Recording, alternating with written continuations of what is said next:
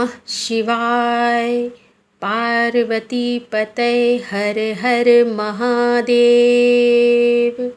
स्वागत है आप सभी का आपके अपने चैनल रीता शुक्ला में। एक क्षण रुकिए और विचार कीजिए, क्या आज का दिन आपके जीवन का एक साधारण दिन है या फिर ब्रह्मांड ने आपके लिए कोई महासंयोग रचा है। हम अपनी इच्छाओं के पीछे दिन रात भागते हैं, पर क्या कभी सोचा है कि जिनकी कृपा की एक बूंद से हमारी सूखी नदियां भी भर जाती हैं, उन्हीं सर्वशक्तिमान ईश्वर के लिए हमारे पास कितना समय है। अक्सर हम समय नहीं है कहकर भगवान की कथाओं को अधूरा सुनकर सबसे बड़ा अपराध कर बैठते हैं। याद रखिए, अधूरी भक्ति और अधूरी कथा फल भी अधूरा ही देती है। आज हम यहाँ केवल कुछ शब्द कहने या कोई कहानी सुनाने के लिए एकत्रित नहीं हुए हैं।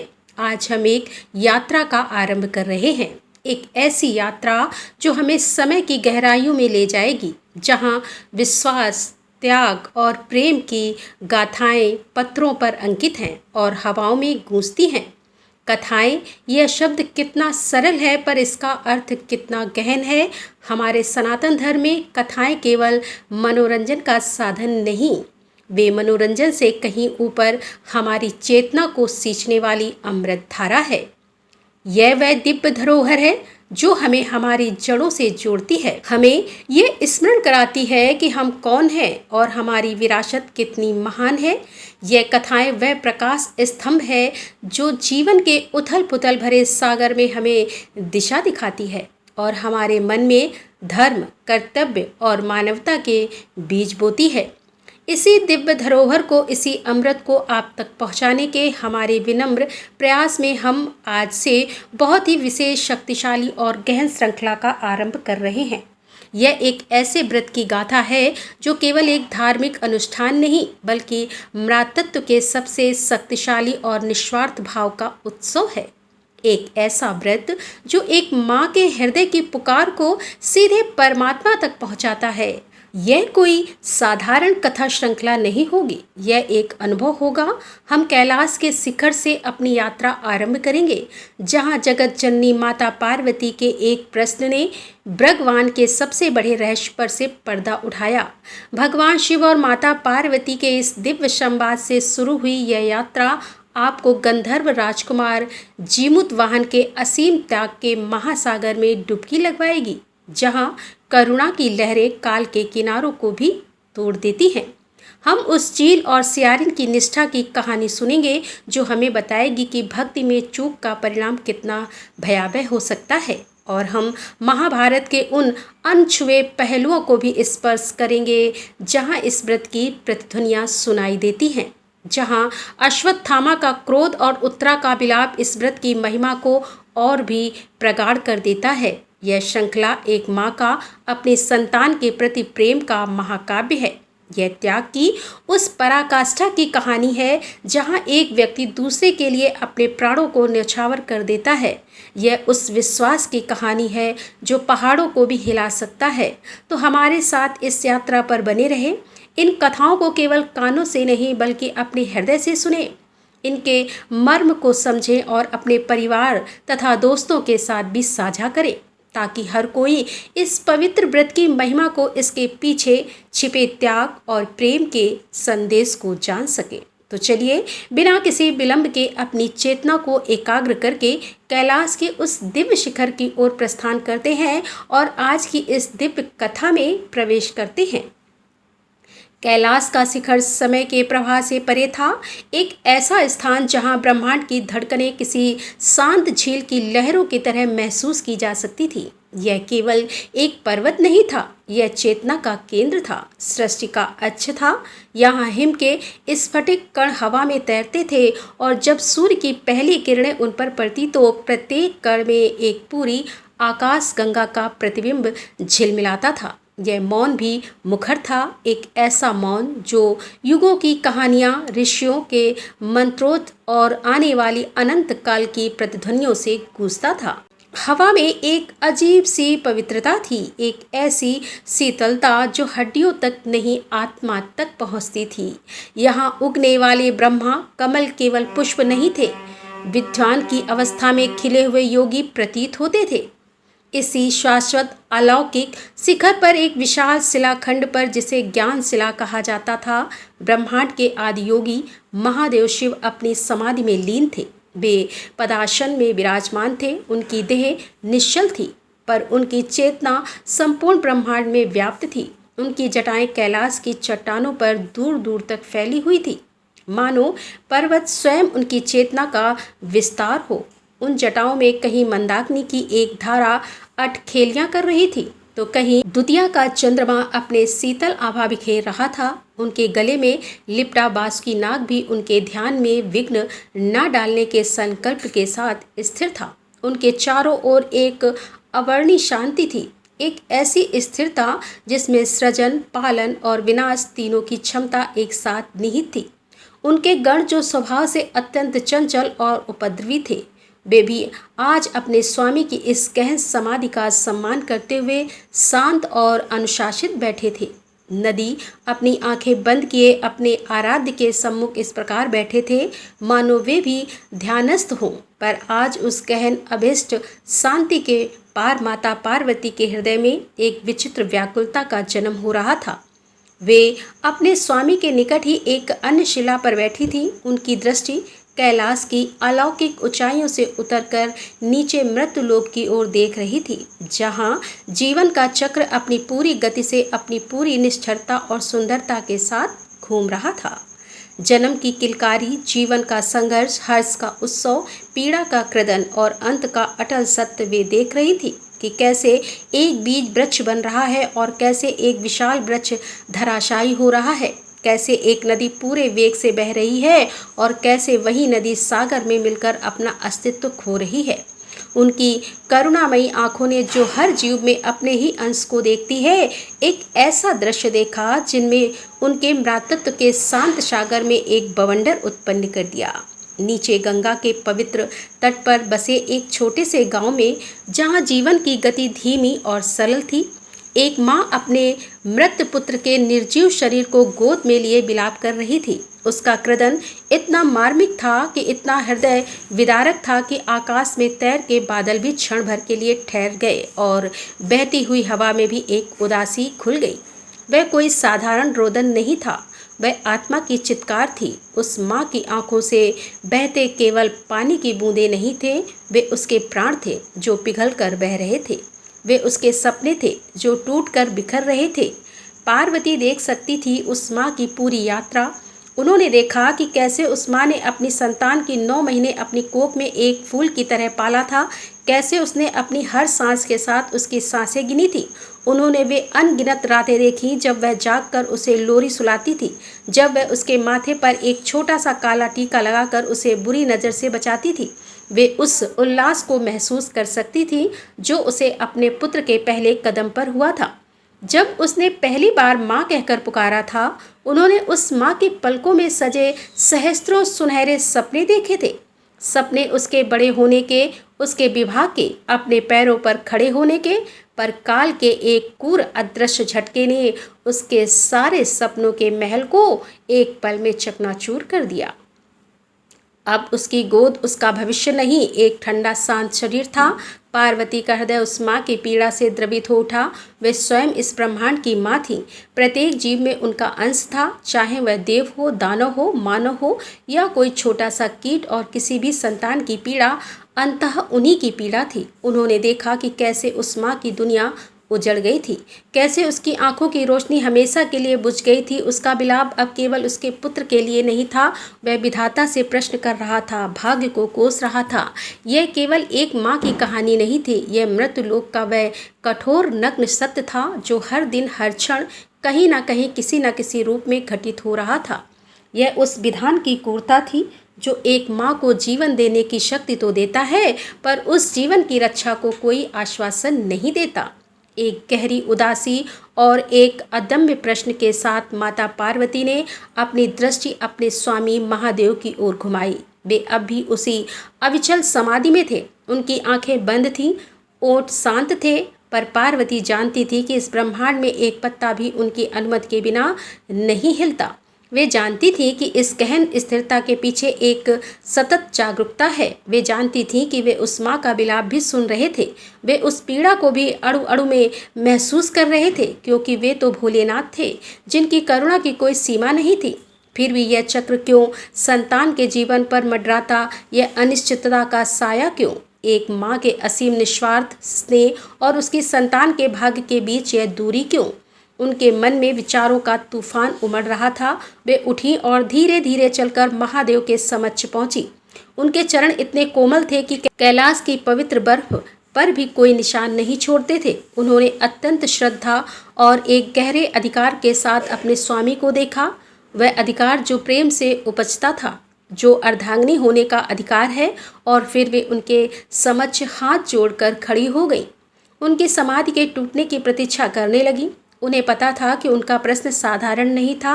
यह कोई भौतिक वस्तु की मांग नहीं थी, ना ही किसी असुर के संहार का आग्रह। यह प्रश्न तो सृष्टि के सबसे कोमल, सबसे पवित्र और सबसे शक्तिशाली बंधन मातृत्व के स्थायित्व और सम्मान से जुड़ा था। यह प्रश्न हर उस माँ की ओर से था जो अपने संतान पर आने वाली हर आँच को अपने ऊपर ले जाना चाहती थी। जैसे ही सहस्त्रों वर्ष एक पल में बीत गए हों, भगवान शिव ने धीरे धीरे अपनी आंखें खोली। उनकी आंखों में ब्रह्मांड की गहनता थी, नीले आकाश का विस्तार था और एक ऐसी शांति थी जिसमें प्रलय भी समाया हुआ था। उन्होंने अपनी प्रिय अर्धांगिनी, अपनी शक्ति पार्वती को देखा। उन्होंने कुछ कहा नहीं, पर उनकी आंखों ने पार्वती के मुख पर छाई चिंता की रेखाओं को पढ़ लिया, उनके हृदय में उठ रहे तूफान को महसूस कर लिया। उनके ओंठों पर एक हल्का रहस्यमय स्मित आया, मानो वे इस प्रश्न की प्रतीक्षा युगों से कर रहे हों। मानो वे जानते हों कि करुणा की यह गंगोत्री एक दिन इस प्रश्न के रूप में अवश्य फूटेगी। पार्वती ने हाथ जोड़कर अपनी मधुर किंतु दृढ़ वाणी में कहा कि हे प्रभु, हे देवादिदेव, आप तो त्रिकालदर्शी हैं, तीनों लोकों के ज्ञाता हैं, आप काल से परे हैं और कर्म के विधान के निर्माता भी आप ही हैं। आज मैंने मृत्युलोक में एक ऐसी पीड़ा देखी जिसने मेरे हृदय को विदीर्ण कर दिया। मैंने एक माँ को अपनी संतान के लिए बिलखते देखा है। स्वामी, उसका दुख असहनीय था, उसकी आंखों में भविष्य का अंधकार था। उसका हर आंसू मुझसे एक प्रश्न पूछ रहा था। स्वामी, मेरा आपसे केवल एक प्रश्न है, जो आज केवल मेरा नहीं, मृतलोक की हर स्त्री का प्रश्न है। क्या इस संसार में ऐसा कोई व्रत, कोई तप, कोई विश्वास या कोई रहस्यमय उपाय है जिसके पालन से एक माँ अपने संतान पर आने वाले अकाल मृत्यु के संकट को टाल सके? क्या कोई ऐसा मार्ग है जिससे स्त्रियों की संतानें दीर्घायु और यशस्वी हों और उन्हें अपनी आंखों के सामने अपनी संतान को खोने का यह असहनीय दुख कभी ना सहना पड़े? पार्वती का प्रश्न कैलाश की शांत हवाओं में एक मंत्र की तरह गूंज गया। यह प्रश्न इतना शक्तिशाली था कि नंदी ने अपने कान खड़े कर लिए। गणों की चंचल गतिविधियां थम गईं और स्वयं गंगा की धारा जो शिव की जटाओं से निकल रही थी, उसकी गति भी धीमी पड़ गई। मानो हर कोई उस उत्तर की प्रतीक्षा कर रहा हो जो स्वयं महादेव देने वाले शिव का स्मित और गहरा हो गया। पर उनकी आंखों में एक विचित्र गंभीरता उतर आई। उन्होंने सीधे उत्तर नहीं दिया। वे जानते थे कि इस प्रश्न का उत्तर केवल शब्दों से नहीं दिया जा सकता, इसके लिए एक पृष्ठभूमि की आवश्यकता थी। इसके बजाय उन्होंने अपनी योग माया से एक दृश्य उत्पन्न किया। पार्वती के समक्ष हवा में एक झिलमिलाता हुआ चित्र उभरा। उस चित्र में एक विशाल शक्तिशाली गरुड़ था, जिसका शरीर सोने की तरह दमक रहा था और जिसके पंखों की फड़फड़ाहट में बादलों को चीर देने की शक्ति थी। वो आकाश में एक आतंक की तरह उड़ रहा था और उसके पंजों में एक असहाय नाग शिशु तड़प रहा था। नीचे पाताल की गहराइयों में नागों की पूरी बस्ती अपनी संतानों को उस दैत्य पक्षी से बचाने के लिए विलाप कर रही थी। वहां भी माताओं का वैसा ही क्रदन था, वैसी ही पीड़ा थी। शिव ने कहा, हे देवी, तुम्हारा प्रश्न उतना सरल नहीं जितना प्रतीत होता है। यह सृष्टि कर्म, भाग्य और कर्तव्य के अत्यंत जटिल धागों से बुनी हुई है। हर जीवन एक निश्चित उद्देश्य और एक निश्चित अवधि के साथ आता है। काल का चक्र निर्बाध है, यह किसी के लिए नहीं रुकता। किसी की आयु में हस्तक्षेप करना सृष्टि के मौलिक संतुलन में हस्तक्षेप करने जैसा है।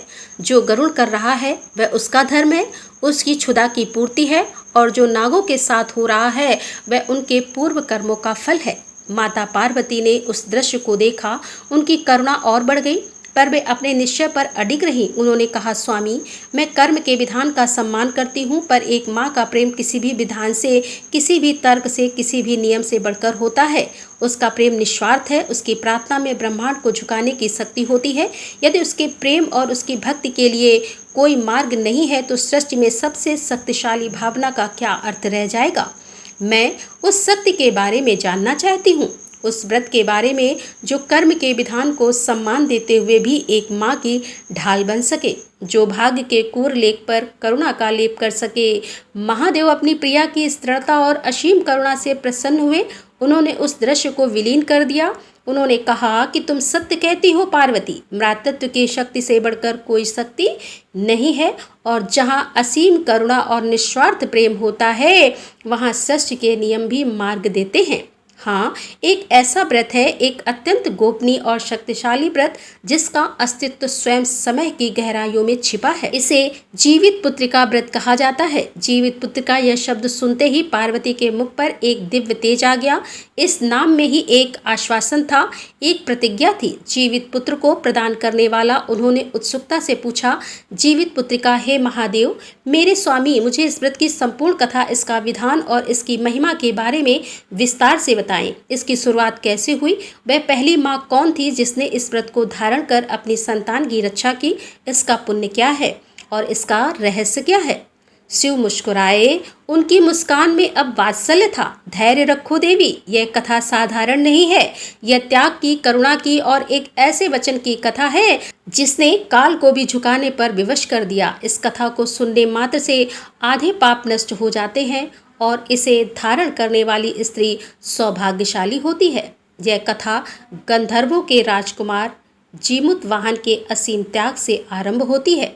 यह कहकर महादेव क्षण भर के लिए रुके। उन्होंने कैलाश के वातावरण को उस आने वाली महान गाथा को ग्रहण करने के लिए तैयार किया। उन्होंने अपनी दिव्य दृष्टि से अतीत के उन पन्नों को खोला जहां यह अद्भुत कहानी अंकित थी, और फिर उन्होंने उस रहस्य पर से पर्दा उठाना शुरू किया जिसकी प्रतीक्षा हर माँ का हृदय युगों युगों से कर रहा था। वे बोले, यह व्रत हर वर्ष अश्विन मास के कृष्ण पक्ष की अष्टमी तिथि को आता है।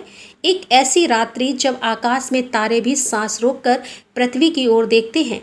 यह वह समय होता है जब एक माँ का तप, उसका निर्जला उपवास और उसका संकल्प मिलकर एक ऐसा अभेद कवच बना देता है जिसे काल भी भेद नहीं सकता। पर इस व्रत की शक्ति को समझने से पहले तुम्हें उस राजकुमार की कहानी सुननी होगी जिसने अपने प्राणों की आहुति देकर इस व्रत की नींव रखी थी। और इस प्रकार कैलाश के उस दिव्य शिखर पर स्वयं महाकाल के मुख से उस व्रत की गाथा का आरंभ हुआ, जो आज भी करोड़ों माताओं के लिए आशा और विश्वास का सबसे बड़ा प्रतीक है। यह केवल एक कथा की शुरुआत नहीं थी, यह एक आश्वासन का जन्म था, एक वरदान का अनावरण था जो हर माँ को यह विश्वास दिलाता है कि उसका प्रेम व्यर्थ नहीं जाएगा और उसकी संतान पर सदैव देव की कृपा बनी रहेगी। और यहीं से हमारी इस विशेष श्रृंखला का भी आरंभ होता है। महादेव ने अपनी योग निद्रा से धीरे धीरे नेत्र खोले और उनकी शांत दृष्टि अपनी प्रिय पार्वती पर पड़ी, जिनके मुख पर चिंता और करुणा के मिश्रित भाव तैर रहे थे। कैलाश की उस अलौकिक शांति में पार्वती का प्रश्न एक कोमल प्रतिध्वनि की तरह गूंज रहा था। शिव के अधरों पर एक रहस्यमय मुस्कान उभरी, मानो वे इस प्रश्न की प्रतीक्षा युगों से कर रहे हों। उन्होंने कहना आरंभ किया। उनकी वाणी में ब्रह्मांड का ठहराव था। इस कथा के बीच उस लोक में पड़े थे, हे देवी, जो तुम्हारी कल्पना से भी अधिक सुंदर हैं। बादलों के उस पार जहाँ इंद्रधनुष फूलों का काम करते हैं, तारे आंगन के फूलों की तरह खिले रहते हैं, जहाँ समय की गति भी धीमी पड़ जाती है, वहाँ गंधर्वों का एक लोक था। सिद्धाश्रम, वहाँ के राजा थे शालीवाहन, जो अपने न्याय, प्रताप और कला प्रेम के लिए तीनों लोकों में विख्यात थे, और उनके पुत्र थे राजकुमार जीमूतवाहन। जैसे ही शिव ने जीतुवाहन नाम लिया, उनकी आंखों में एक विशेष चमक आ गई, जैसे किसी प्रिय शिष्य या अपने ही किसी अंश का स्मरण आया हो। जीमूतवाहन, उन्होंने दोहराया, अर्थात वो जिसका वाहन मेघ हो, पर वास्तव में उसका वाहन मेघ नहीं, करुणा थी। उसकी आत्मा में सहस्त्रों नदियों की शीतलता, करोड़ों सूर्यों का तेज और एक माँ का वात्सल्य एक साथ वास करता था। अब मेरी दृष्टि से देखिए उस सिद्धाश्रम को। पार्वती, वहाँ के महल ऐसे थे जैसे किसी ने पिघले हुए सोने, नीलम और पन्ने को मिलाकर आकाश में ही गढ़ दिया हो। वहाँ के स्तंभ बादलों को चीर कर ऊपर उठते थे और शिखर इतने ऊंचे थे कि नक्षत्र भी उनसे बातें करते हुए प्रतीत होते थे। झरने वहां जल के नहीं संगीत का सात धाराओं के बहते थे और उनका संगीत सुनकर अप्सराएं भी अपना नृत्य भूल जाती थी। वृक्षों पर सामान्य फल नहीं मड़ियां फलती थी, जिनका रोशनी से वहां कभी रात का अंधकार होता ही नहीं था। वहां की वायु चंदन, पारिजात और केसर की सुगंध से हर क्षण महकती रहती थी। वहां कोई रोग नहीं था, कोई शोक नहीं था, कोई दरिद्रता नहीं थी। सर्वत्र सुख, सौंदर्य और संगीत का साम्राज्य था। ऐसे वैभवशाली, ऐसे दिव्यलोक में राजकुमार जीतूवाहन का यौवन खिल रहा था। उनका रूप ऐसा था कि कामदेव भी लज्जित हो जाए। कंठ में ऐसा माधुर्य था कि सरस्वती भी ठहर कर सुने और भुजाओं में ऐसा बल था कि वज्र भी टकरा कर चूर्ण हो जाए। पर वेश, वैभव इन गुणों से ऐसे अछूते थे जैसे कमल कीचड़ से, जहां अन्य गंधर्व राजकुमार अपने शस्त्रों के कौशल, अपनी गायन विद्या और अपने रूप के अभिमान से डूबे रहते थे, वहीं जीतूवाहन किसी एकांत कोने में बैठकर किसी घायल तितली के पंख सहला रहे होते हैं या किसी मुरझाते हुए पौधे को अपनी दिव्य ऊर्जा से सींच रहे होते हैं। दूसरों की पीड़ा को महसूस करना उनका स्वभाव नहीं, उनका अस्तित्व था। एक दिन की बात है, प्रभात की पहली किरणें जब सिद्धाश्रम के स्वर्ण शिखरों का अभिषेक कर रही थी, तब राजमहल के विशाल प्रांगण में एक अद्भुत हलचल थी। अन्य गंधर्व राजकुमार अपने सर्वोत्तम परिधानों और शस्त्रों से सुसज्जित अपने स्वर्ण जीत रथों के पास खड़े थे। उनके चेहरे पर आखेट के रोमांच की लालसा और अपनी वीरता के प्रदर्शन का गर्व स्पष्ट झलक रहा था। उनके बीच राजकुमार चित्ररथ, जो जीमूतवाहन के सबसे निकट मित्र भी थे और सबसे बड़े आलोचक भी, अधीरता से उनकी प्रतीक्षा कर रहे थे। तभी श्वेत वस्त्रों में शांत और सौम्य मुखमंडल के साथ जीमूतवाहन वहां पहुंचे। उनके मुख पर प्रभात के सूर्य जैसा तेज था, पर आंखों में एक गहरी शांति जो इस कोलाहल से सर्वथा भिन्न थी। चित्ररथ आगे बढ़े। उनकी आवाज में उल्लाहना और स्नेह का मिश्रण था। जीमूतवाहन, कहाँ थे तुम? हम कब से तुम्हारी प्रतीक्षा कर रहे थे। देखो आज आखेट का कैसा भव्य आयोजन है। आज हम अपनी धनुर्विद्या का कौशल दिखाएंगे। देखेंगे आज किसका बाण सबसे तेज चलता है और कौन सबसे शक्तिशाली मृग का शिकार करता है। यह क्षत्रिय का धर्म भी है और मनोरंजन भी। चलो अपना धनुष उठाओ। जीतूवाहन मुस्कुराए। उनकी मुस्कान में एक विचित्र सी पीड़ा थी, जैसे किसी ने उनके सबसे कोमल भाव पर आघात कर दिया हो। उन्होंने चित्ररथ के कंधे पर हाथ रखा और अत्यंत मधुर वाणी में बोले, मित्र क्षमा करना, मेरे धनुष की प्रत्यंचा किसी निर्दोष प्राणी के प्राण लेने के लिए नहीं चढ़ सकती। मेरा बाण किसी भयभीत हृदय को भेदने के लिए नहीं बना है।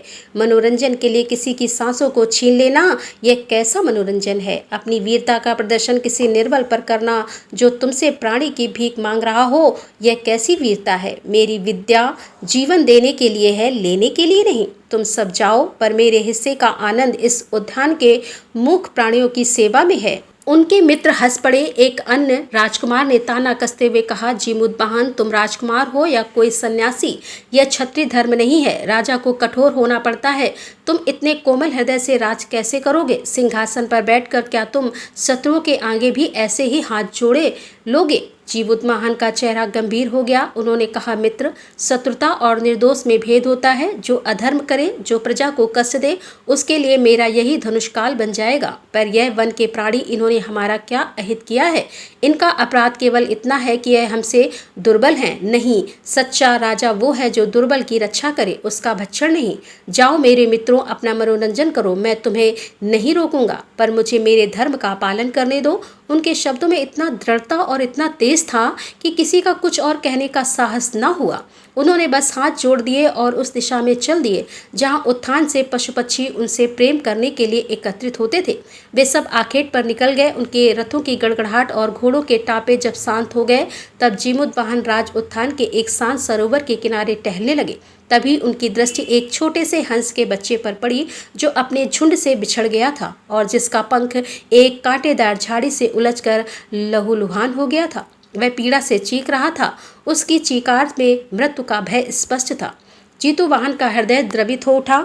वे दौड़कर उसके पास पहुंचे। उन्होंने किसी माँ की कोमलता से उस हंस श्रावक को अपनी गोद में उठाया, धीरे से कांटा निकाला। कांटा निकालने समय जब पक्षी को पीड़ा हुई तो जीमूतवाहन की आंखों से भी जल की एक बूंद टपक पड़ी, मानो कांटा पक्षी को नहीं उन्हें ही चुभा हो। उन्होंने अपने बहुमूल्य उत्तरीय को पाड़कर उसकी मरहम पट्टी की और अपनी दिव्य ऊर्जा से उसके घाव को भरने लगे। कुछ ही क्षणों में वह पक्षी स्वस्थ होकर उनकी गोद में खेलने लगा। उसकी आंखों से कृतज्ञता के आंसू थे। वह अपनी नन्ही चोट से राजकुमार के हाथ को सहलाने लगा। तभी उनके पीछे से एक गंभीर आवाज आई, पुत्र। जीमूतवाहन ने मुड़कर देखा, स्वयं महाराज शालीवाहन वहां खड़े थे। उनके मुख पर गर्व और चिंता की मिलीजुली रेखाएं थी। उन्होंने यह पूरा दृश्य देखा था। वे जानते थे कि उनका पुत्र अदिति है, पर वे यह भी जानते थे कि संसार इतना सरल नहीं है। शाम को उन्होंने जीमूतवाहन को अपने निजी कक्ष में बुलाया। कक्ष अत्यंत भव्य था। दीवारों पर गंधर्व लोक के इतिहास के चित्र अंकित थे, पर राजा का मुख उन चित्रों से अधिक गंभीर था। पुत्र, उन्होंने कहना आरंभ किया। उनकी आवाज में राष्ट्रीय अधिकार और पितृसुलभ चिंता का मिश्रण था। आज प्रातः जो हुआ वह मैंने अपनी आंखों से देखा। मैं तुम्हारी करुणा और तुम्हारी सेवा भाव का सम्मान करता हूँ। यही एक राजा का सर्वोच्च गुण है, पर तुम एक राजकुमार हो, भविष्य के राजा। एक राजा का हृदय केवल कोमल नहीं होना चाहिए, उसे वज्र की तरह कठोर भी होना पड़ता है। उसे न्याय के लिए कठोर निर्णय भी लेने पड़ते हैं। उसे दुष्टों को दंड भी देना पड़ता है। उसे अपनी प्रजा की रक्षा के लिए शस्त्र भी उठाने पड़ते हैं। तुम्हारे इस अति करुणामय स्वभाव से मैं चिंतित हूँ। सिंहासन फूलों की सेज नहीं, कांटों का ताज होता है। पुत्र, जिस हृदय में केवल करुणा हो वह शत्रुओं का संहार कैसे करेगा? वह राज्य की सीमाओं की रक्षा कैसे करेगा? जीमूतवाहन ने अपने पिता के चरण स्पर्श किए और अत्यंत विनम्रता से बोले, पिताजी, आप ही ने तो सिखाया है कि राजा का धर्म प्रजा का पालन है, उसकी रक्षा है। तो फिर करुणा और न्याय में भेद कैसा? दंड केवल उसे दिया जाना चाहिए जो पश्चाताप के योग्य ना हो, जिसकी दुष्टता ने सारी सीमाओं को लांघ दिया हो। पर मेरे लिए तो सृष्टि का हर प्राणी मेरी प्रजा है, यह घायल हंस श्रावक भी और वह अपराधी भी जिसे हम दंड देते हैं। मैं भेद कैसे करूं? एक राजा का कर्तव्य केवल अपनी सीमाओं की रक्षा करना नहीं, अपितु मानवता और जीव मात्र की रक्षा करना है। मेरे लिए राजा का सिंहासन सेवा का एक अवसर मात्र है, अधिकार और वैभव का प्रतीक नहीं। राजा शालीवाहन निरुत्तर हो गए। वे समझ गए कि उनका पुत्र किसी और ही मिट्टी का बना है। वह इस धरती पर राज करने नहीं, दिलों को जीतने आया था। उनकी चिंता कम नहीं हुई, पर उनके मन में अपने पुत्र के प्रति सम्मान और भी बढ़ गया। वर्ष बीतते गए। जीतूवाहन का यौवन और भी निखर उठा, पर उनका वैराग और भी गहरा होता गया। वे अक्सर राजमहल के सुखों को छोड़कर वन में चले जाते, ऋषियों से ज्ञान चर्चा करते और दुखी प्राणियों की सेवा में अपना समय बिताते। राजा शालीवाहन अब वृद्ध हो चले थे। उनके शरीर की शक्ति क्षीण हो रही थी। उन्होंने एक दिन सभा बुलाई जिसमें सभी मंत्री, सामंत और गंधर्व लोक के प्रतिष्ठित जन उपस्थित थे। उन्होंने घोषणा की कि अब मेरा शरीर इस राज्य का भार उठाने में अक्षम है। मैं चाहता हूं कि मेरा सुयोग पुत्र जीमूतवाहन काल सिंहासन पर बैठे और सिद्धाश्रम का राजा बने। मुझे विश्वास है कि वह मुझसे भी बेहतर शासक सिद्ध होगा। पूरी सभा राजकुमार जीतूवाहन की जय के नारों से गूंज उठी। उत्सव की तैयारियां होने लगी। पूरे सिद्धा आश्रम को ऐसे सजाया जा रहा था मानो कोई देव विवाह हो, पर जिसके लिए यह उत्सव हो रहा था वह राजकुमार अपने कक्ष में गुमसुम बैठा था। उसकी आंखों में सिंहासन की चमक नहीं, एक गहरा वैराग था। उसे वे स्वर्ण जड़ित दीवारें बंधन लग रही थी। वे उत्सव के गीत कोलाहल लग रहे थे। उस रात वे अपने पिता के पास गए। कक्ष में केवल पिता और पुत्र थे। रात का सन्नाटा था। जीमूतवाहन ने कहा, पिताजी, मैं आपके इस विश्वास के सिंहासन के योग्य नहीं हूँ। राजा का धैर्य अब जवाब दे गया। वे क्रोधित हुए। यह तुम क्या कह रहे हो? तुमसे योग्य कौन है? इस पूरे गंधर्व लोक में क्या कमी है? तुम में बल, बुद्धि, विवेक, करुणा सब कुछ तो दिया है ईश्वर ने तुम्हें। योग्यता की बात नहीं है पिताजी। जीमूतवाहन की आवाज़ भीग गई थी। बात आत्मा की पुकार की। यह महल, यह सिंहासन, यह सीमाएं मेरी आत्मा को बांधती हैं। मेरा हृदय उस पीड़ित के लिए रोता है जो सिद्धाश्रम की सीमाओं से परे है। मेरा मन उस भूखे प्राणी के लिए तड़पता है जिसे यह भी नहीं पता कि गंधर्व लोक कैसा होता है। मैं केवल एक राज्य का राजा बनकर नहीं रह सकता। मैं उस सिंहासन पर कैसे बैठ सकता हूँ जो अनगिनत युद्धों और बलिदानों की नींव पर खड़ा है। मैं उन राजसी वस्त्रों को कैसे पहन सकता हूँ जब सृष्टि में कोई और वस्त्रहीन हो, मुझे संपूर्ण सृष्टि की सेवा करनी है। मुझे अनुमति दीजिए पिताजी, मुझे स्वर्ण पिंजरे से मुक्त कर दीजिए। मैं वन में जाकर अपने वृद्ध माता पिता की सेवा करते हुए असहायों की सेवा में अपना जीवन बिताना चाहता हूँ। राजा शालीवाहन के लिए यह किसी वज्रपात से कम नहीं था। उन्होंने समझाया, धमकाया, मुँह का वास्ता दिया, पुत्र यह पलायन है, तुम अपने कर्तव्य से मुंह मोड़ रहे हो, यह कायरता है। नहीं पिताजी, जीमूतवाहन ने दृढ़ता से कहा, यह पलायन नहीं विस्तार है। मैं एक राज्य के मुंह से निकलकर संपूर्ण सृष्टि के प्रेम को अपना रहा हूँ। एक परिवार के कर्तव्य से मुक्त होकर मैं विश्व परिवार के प्रति अपने कर्तव्य को निभाने जा रहा हूँ। और अपने माता पिता की सेवा से बड़ा कोई राजधर्म नहीं होता। अंत में एक पिता अपने पुत्र की आत्मिक शांति और उसके तर्कों के आगे हार गया। भारी मन से टूटते हुए हृदय से उन्होंने अनुमति दे दी। अगली सुबह जब पूरा सिद्धाश्रम अपने नए राजा के राज्याभिषेक की प्रतीक्षा कर रहा था, तब उनका राजकुमार समक्ष राष्ट्रीय वस्त्र त्याग कर केवल एक भगवा वस्त्र धारण किए अपने वृद्ध माता पिता को एक पालकी में बिठाकर स्वयं उस पालकी को कंधे पर उठाए नंगे पैर महल से बाहर निकल रहा था। जिसने भी यह दृश्य देखा वो वहीं जड़ हो गया। लोगों की आंखों से आंसू बह रहे थे। उन्होंने अपने सिंहासन को, अपने साम्राज्य को ऐसे त्याग दिया था जैसे कोई व्यक्ति पुराने वस्त्र को त्याग देता है। आकाश से देवता भी इस अपूर्व त्याग को देखकर पुष्प वर्षा कर रहे थे। वे चलते चलते मलयगिरी पर्वत की शांति और सुरम्य वंदियों में पहुंचे। चंदन की सुगंध से महकती उस भूमि पर उन्होंने एक छोटी सी पर्णकटी बनाई। अब उसका जीवन बदल चुका था। सुबह उठकर माता पिता के लिए शीतल जल लाना, वन से मधुर कंदमूल फल की व्यवस्था करना, उनके चरण दबाना, उनकी हर आज्ञा का पालन करना और बचे हुए समय में ध्यान और तपस्या करना, यही उनकी दिनचर्या बन गई थी। वे राजसी सुखों से बहुत दूर थे, पर उनकी आत्मा पहले से कहीं अधिक सुखी और शांत थी। उनके मुख का तेज पहले से भी सहस्त्र गुना बढ़ गया था। एक दिन जब दोपहर का सूर्य मलयगिरी के घने जंगलों को चीरकर धरती पर सुनहरी रेखाएं खींच रहा था, जीमूतवाहन यज्ञ के लिए सूखी लकड़ियां बिन रहे थे। वातावरण में एक विचित्र, लगभग अप्राकृतिक शांति थी। पक्षियों का कलरव थम गया। हवा ने मानो सांस रोक ली थी और पत्ते भी कांपना भूल गए थे। यह वह शक्ति नहीं थी जो मन को सुकून दे, बल्कि वह खामोशी थी जो किसी भयंकर तूफान के आने से पहले छा जाती है। जीमूतवाहन, जिनकी चेतना प्रकृति के कण कण से जुड़ी थी, इस अनकही उदासी को महसूस किया। उनका हृदय किसी अनजाने भय से व्याकुल हो उठा और तभी उस गहन शांति के कलेजे की चीरता हुआ एक ऐसा करुण विलाप उनके कानों में पड़ा कि उनके हाथ से लकड़ियां छूटकर सूखी पत्तियों पर बिखर गईं। यह किसी साधारण व्यक्ति के रोने की आवाज़ नहीं थी, यह एक आत्मा की चीत्कार थी। एक ऐसा विलाप जिसमें युगों युगों की पीड़ा, बेबसी और घोर निराशा इस तरह घुल गई थी कि उसे सुनकर पत्थर भी पिघल जाए। ऐसा लग रहा था मानो कोई माँ अपने आंखों के सामने अपनी संतान की मृत्यु के मुख में जाते देख रही हो और वह कुछ भी करने में असमर्थ हो।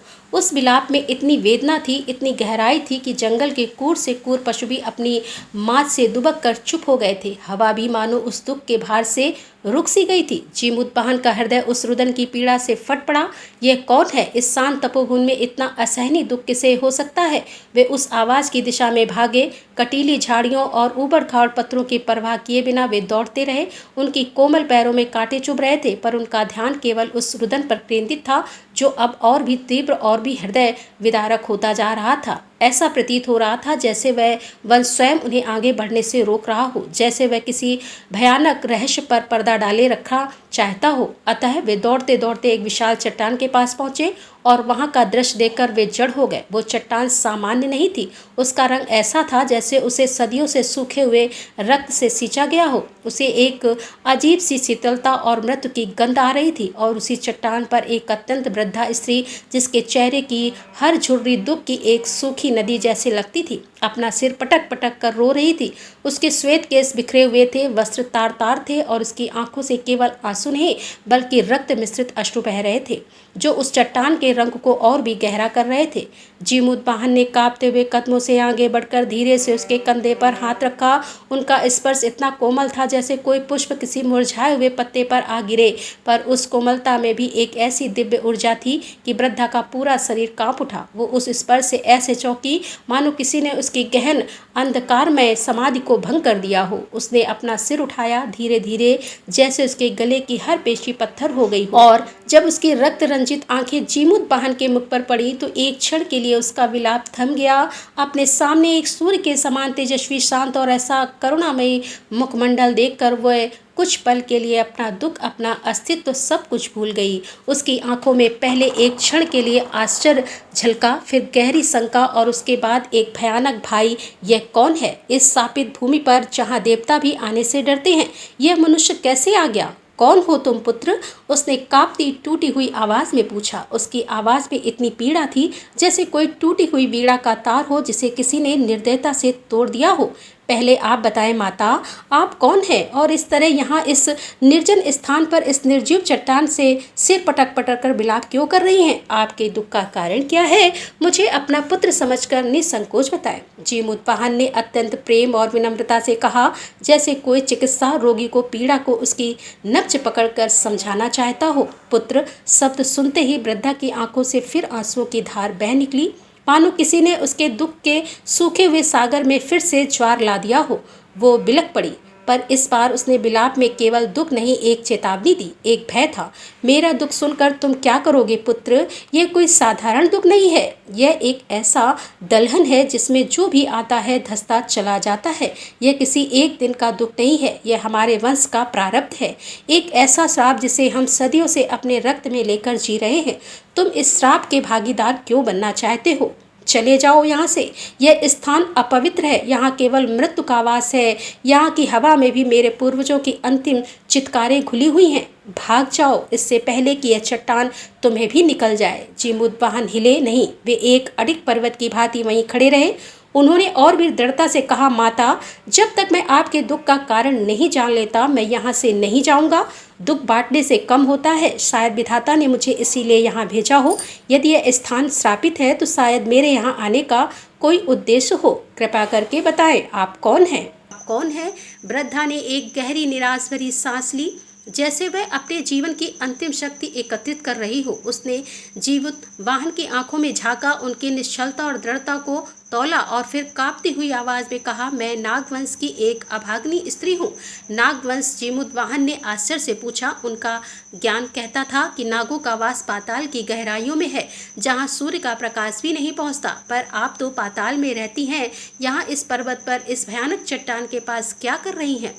तब उस वृद्धा ने जो कहानी सुनाई वह कोई कहानी नहीं थी, वो एक अंतहीन दुःस्वप्न था। उसने कहना शुरू किया और जैसे जैसे वह बोलती गई ऐसा लगा मानो मलयगिरी का पूरा जंगल उस कथा को सुनकर रो रहा हो। तुमने सही कहा पुत्र, हमारा घर पाताल है, पर हमारा भाग्य इस धरती की चट्टान से जुड़ा है।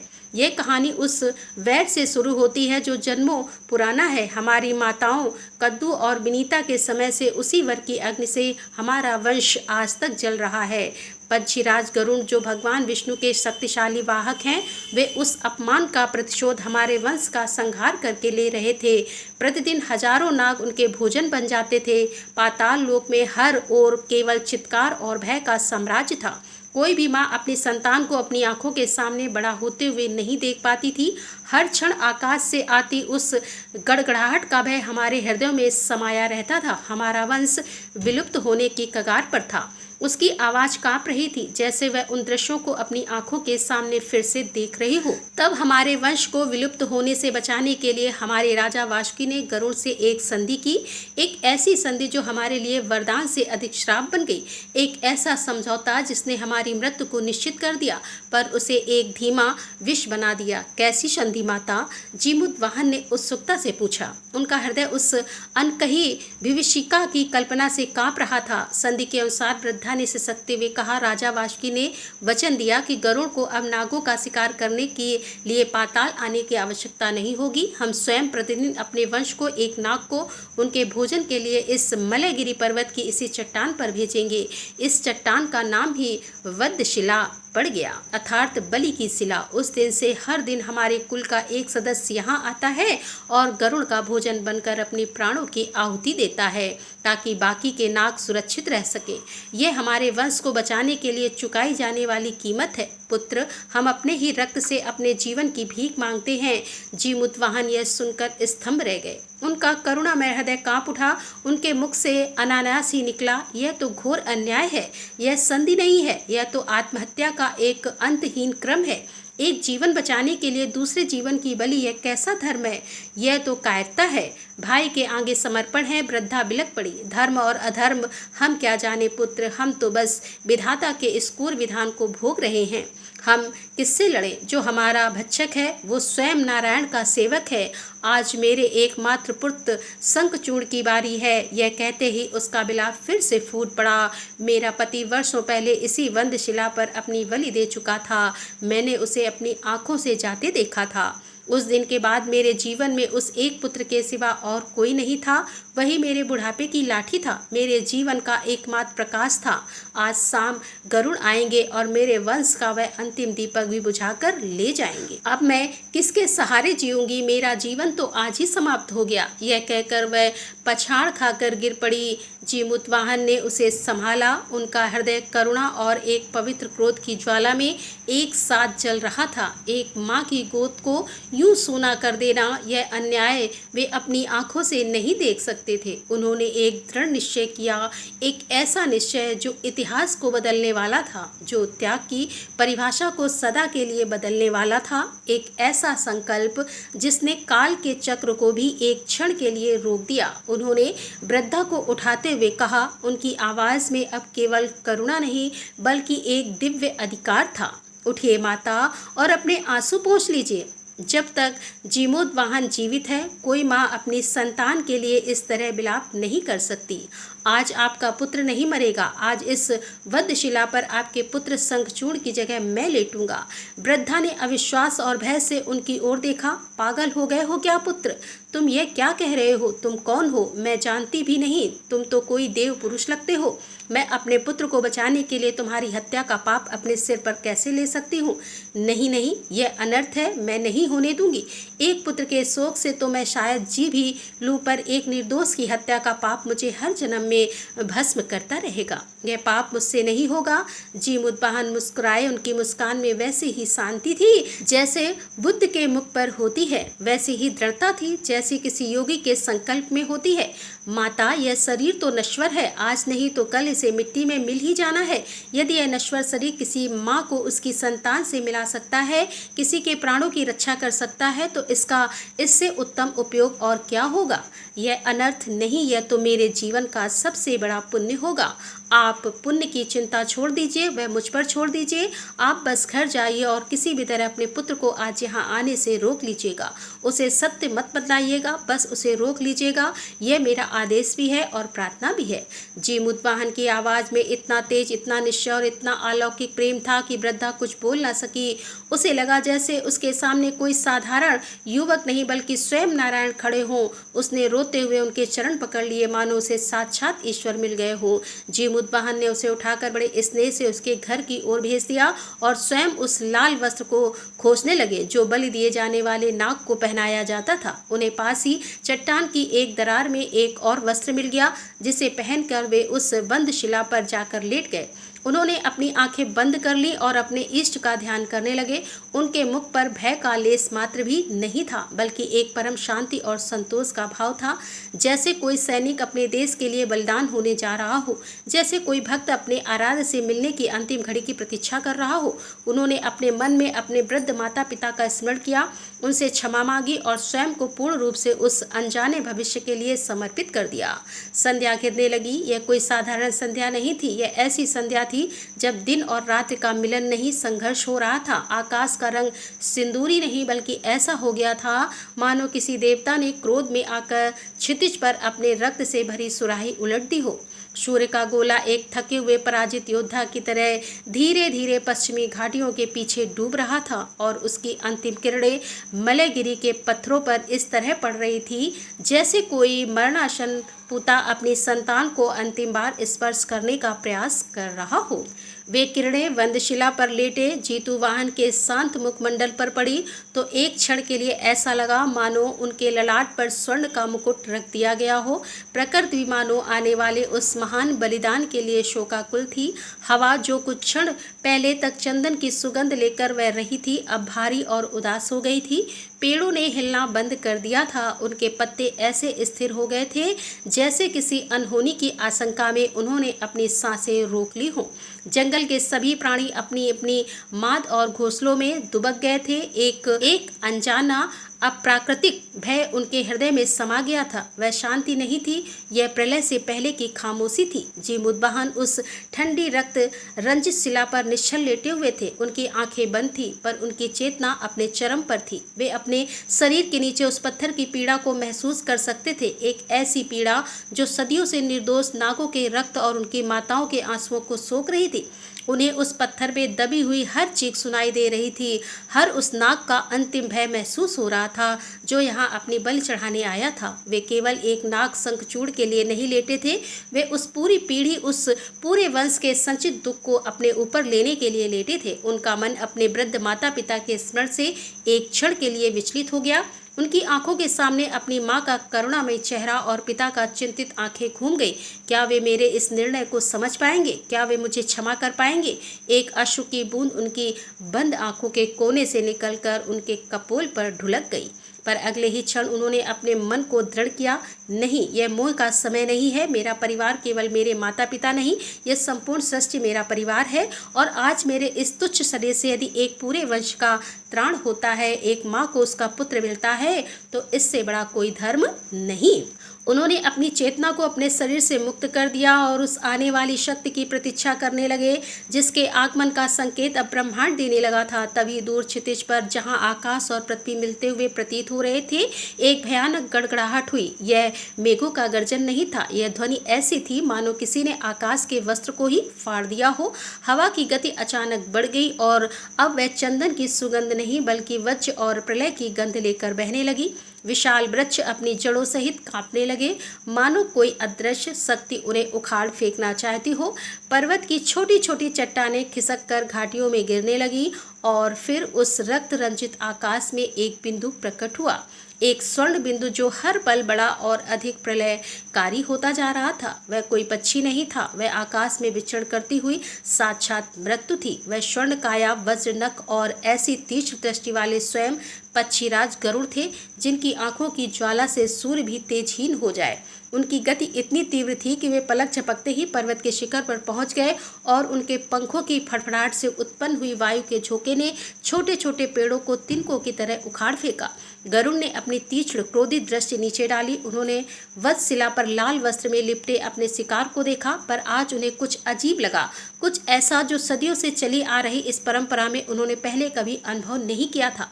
रोज उनका शिकार भय से कांपता था, छटपटाता था, अपने नुकीले दांतों से फुकार कर अंतिम प्रतिरोध करने का व्यर्थ प्रयास करता था। उसके हृदय की धड़कनें इतनी तीव्र होती थी कि गरुड़ को आकाश से ही सुनाई दे जाती थी। पर आज यह शिकार तो एकदम शांत, अविचल, समाधिष्ठ लेटा हुआ था। उसके शरीर में भय का कोई कंपन नहीं था, उसके मुख पर पीड़ा की कोई रेखा नहीं थी, बल्कि एक ऐसी अलौकिक शांति थी जिसे देखकर गरुड़ का विशाल हृदय भी एक क्षण के लिए ठिठक गया। वह कैसा नाग है? क्या यह मृत्यु के भय से मूर्छित हो गया है, या यह मेरे अपमान के लिए कोई नया छल है? उनका क्षत्रिय अभिमान जाग उठा। जो भी हो, यह मेरे और नागवंश के बीच का समझौता है। भयभीत हो या शांत, यह मेरा आहार है। अपनी क्षुधा और सदियों पुरानी प्रतिशोध की ज्वाला से विवश होकर उन्होंने अधिक विचार नहीं किया। उन्होंने आकाश में एक अंतिम चक्कर काटा, अपनी स्थिति का आकलन किया और फिर एक स्वर्ण वज्र की तरह नीचे झपट्टा मारा। उनके नुकीले हीरे से भी कठोर पंजे जब जीमूतवाहन के कोमल शरीर में धंसे तो एक क्षण के लिए जीमूतवाहन के मुख से एक दबी हुई आह निकली। उनकी शांत समाधि टूट गई और पीड़ा की एक लहर उनके पूरे शरीर में दौड़ गई। पर उन्होंने अपने ओंठों को भी लिया और कोई चित्कार नहीं की। उनके शरीर से रक्त की एक मोटी धारा बह निकली जो उस वध्य शिला पर ऐसे गिर रही थी मानो कोई लाल नदी उस पत्थर की सदियों की प्यास बुझाने निकली हो।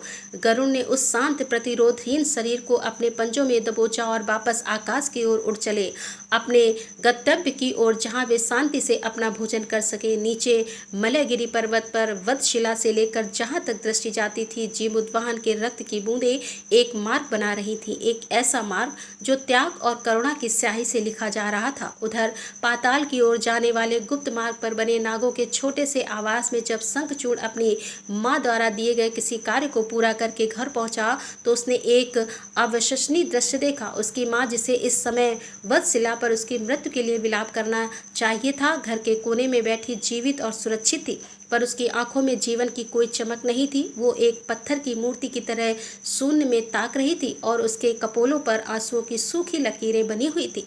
शंखचूड़ आश्चर्यचकित और भयभीत हो गया। माँ, तुम यहाँ? आज तो मेरी बलि का दिन था, तुम वंदशिला पर क्यों नहीं गई? तुम्हें तो वहाँ हमारे वंश की परंपरा के अनुसार विलाप करना था। क्या समय में कोई परिवर्तन हो गया है या मैंने कोई भूल कर दी है? उसकी माँ ने जैसे ही अपने पुत्र की आवाज़ सुनी, वह पत्थर की मूर्ति फिर से जीवित हो उठी और फूट फूट कर रोने लगी। मेरे पुत्र, मेरे शंखचूड़! वो उससे लिपट गई। हाँ, आज तुम्हारी ही बलि का दिन था, पर विधाता ने कोई और ही विधान रच दिया है। शंखचूड़ का हृदय किसी अनिष्ट की आशंका से कांप उठा। क्या हुआ माँ? साफ साफ बताओ, तो मुझे भयभीत कर रही हो? उसकी माँ ने रोते रोते हिचकिचाते बीच में उसे सारी कहानी बताई। कैसे वह बंदशिला पर विलाप कर रही थी और कैसे एक देव पुरुष, एक तेजस्वी गंधर्व राजकुमार वहां आया, कैसे उसने उसके आंसू पोंछे और कैसे उसके प्राणों के बदले अपने प्राणों का बलिदान देने का निश्चय किया। उसने बताया कि कैसे उस राजकुमार ने उसे आदेश देकर घर भेज दिया और स्वयं उसकी जगह उस लाल वस्त्र को उड़कर वंदशिला पर लेट गया। यह सुनते ही शंखचूड़ के पैरों तले जमीन खिसक गई। उसके कानों में उसकी माँ के शब्द नहीं बल्कि प्रलय का नाद गूंज रहा था। उसकी आंखों के सामने अंधेरा छा गया। नहीं नहीं, यह क्या अनर्थ कर दिया माँ! वो चित्कार कर उठा। तुमने एक अतिथि, एक शरणार्थी, एक देव पुरुष को मृत्यु के मुख में धकेल दिया। मुझसे ब्रह्म हत्या का, अतिथि हत्या का पाप हो गया। मैं जीवित नहीं रह सकता। धिक्कार है मेरे ऐसे जीवन पर जो किसी और के बलिदान पर टिका हो। जिस कायरता से हमारा पूरा वंश जी रहा है, आज मैंने उस कायरता की सभी सीमाएं लांघ दी। मैं अब नाग कहलाने के योग्य नहीं रहा। वो पागलों की तरह वशीला की ओर भागा। उसकी गति में अब जीवन की आशा नहीं बल्कि प्रायश्चित की अग्नि थी। वो अपनी माँ के रोकने की आवाज को अनसुना करता हुआ चट्टानों से टकराता, कांटों में उलझता हुआ भागा जा रहा था। जब वह विदशिला पर पहुंचा तो वहां का दृश्य देखकर उसका कलेजा मुंह को आ गया। पूरी चट्टान ताजे रक्त से सनी हुई थी और रक्त की बूंदें एक निशान बनाती हुई आकाश की ओर जा रही थी। उसने कांपते हुए आकाश की ओर देखा। बहुत दूर बादलों के बीच उसे एक स्वर्ण बिंदु दिखाई दिया। गरुड़ और उसके पंजों में एक मानव आकृति जो अब केवल एक छोटा सा धब्बा लग रही थी। उसका मस्तिष्क शून्य हो गया, पर उसकी आत्मा चीख उठी। उसने अपनी पूरी शक्ति से अपने गले की सारी नसें फाड़कर उस दिशा में चिल्लाया जहां से न्याय की कोई उम्मीद नहीं थी। ठहरो हे पक्षीराज, ठहरो। आप जिसे ले जा रहे हो वह आपका आहार नहीं है, वो नाग नहीं है, वो गंधर्व राजकुमार जीवोद्वाहन है। उन्होंने मेरे प्राणों की रक्षा के लिए अपना शरीर दिया है। रुक जाओ, यह अधर्म मत करो, मुझे खाओ, मेरा भक्षण करो। वो निर्दोष है। गरुड़, जो उस समय आकाश की ऊंचाइयों पर एक शांत शिखर पर उतरने की तैयारी कर रहे थे, उस शांत शरीर को अपनी चोंच से नोचते ही वाले थे कि उनके कानों में यह चित्कार पड़ी। पहले तो उन्हें विश्वास नहीं हुआ। नीचे पृथ्वी से कोई तुच्छ प्राणी मुझे आदेश देने का साहस कर रहा है, पर उस आवाज में इतनी पीड़ा, इतनी सच्चाई थी कि वह ठिठक गए। गंधर्व राजकुमार जीवोद्वाहन, यह नाम उन्होंने सुना था। गंधर्व लोक का वह त्यागी राजकुमार जिसने अपनी प्रजा के लिए सिंहासन छोड़ दिया था, पर वह यहाँ क्या करेगा और एक नाग के लिए अपने प्राण क्यों देगा? यह असंभव है। यह अवश्य ही नागों का कोई नया छल है। पर फिर भी एक शंका का बीज उनके मन में पड़ चुका था। उन्होंने अपने पंजों में दबे शरीर को ध्यान से देखा। लाल वस्त्र रक्त से भीगकर शरीर से चिपक गया था। उन्होंने अपनी तीक्ष्ण दृष्टि से उस शरीर का अवलोकन किया। नहीं, यह किसी नाग का सर्पिलाकार सल्कों से ढका शरीर नहीं है। यह तो सुगंधित भुजाओं और वक्ष वाला किसी मनुष्य का शरीर है और यह मुख इस पर मृत्यु की शांति नहीं बल्कि दिव्य वैराग का तेज है। यह आभा यह किसी नाग की नहीं हो सकती। उन्हें अपनी भयंकर अक्षमय भूल का आभास हुआ। उनके विशाल पंख एक क्षण के लिए गतिहीन हो गए। हे नारायण, मुझसे यह क्या अपराध हो गया। वे मन ही मन चित्कार कर उठे। उन्होंने अपने जीवन में लाखों शत्रुओं का संहार किया था, पर कभी किसी निर्दोष पर प्रहार नहीं किया था, और आज उन्होंने एक महात्मा, एक देव पुरुष को अपना आहार बना लिया। पश्चाताप की एक भयानक ज्वाला उनके हृदय में धक उठी। वे तुरंत उस पर्वत शिखर की ओर नीचे उतरे जहां से शंखचूड़ अब भी पागलों की तरह चिल्ला रहा था।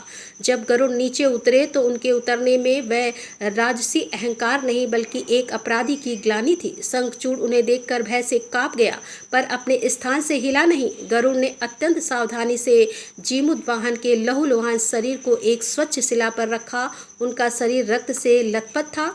गहरे घाव से प्राण वायु धीरे धीरे निकल रही थी, पर उनके मुख पर अब भी वही शांत क्षमाशील मुस्कान थी। उनकी चेतना लगभग लुप्त हो रही थी। उनकी आंखें धीरे धीरे बंद हो रही थीं।